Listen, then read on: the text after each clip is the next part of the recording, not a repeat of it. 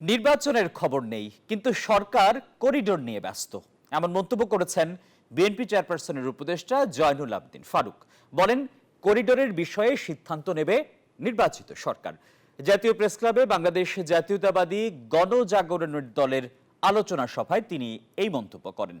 আর AB পার্টির পঞ্চম প্রতিষ্ঠাবার্ষিকীর আলোচনা সভায় নাগরিক ঐক্যের সভাপতি মাহমুদুর রহমান মান্না বলেন, রাখাইনে মানবিক করিডোর নিয়ে কোনো রাজনৈতিক দলের সাথে আলোচনা করেনি অন্তর্বর্তী সরকার। আর করিডোর ইস্যুতে প্রধান উপদেষ্টাকে স্পষ্ট ধারণা দেওয়ার আহ্বান জানান বিপ্লবী ওয়ার্কার্স পার্টির সাধারণ সম্পাদক সাইফুল হক।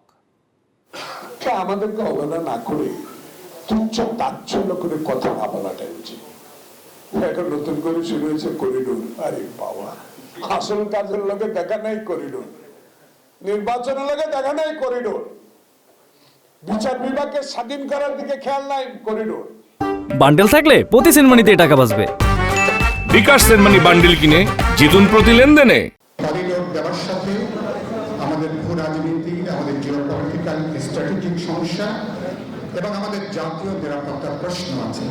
মানবিক করিডোর ভবিষ্যতে সামরিক করিডোরে পর্যবেসিত হবে কিনা, নাগরিকদের মধ্যে, জনগণের মধ্যে সেই প্রশ্ন ইতিমধ্যে উত্থাপিত হয়েছে। সে কারণের জন্য সরকারকে বলতে চাই, প্রধান উপদেষ্টা তিনি রাজনীতিক নন, রাজনীতিকদের মতন ঘুরিয়ে ফিরিয়ে কথা বলতে তিনি পছন্দ করেন না। সেজন্য আমরা চাইব তিনি পরিষ্কার কথা বলবেন, মনের কথা খুলে বলবেন।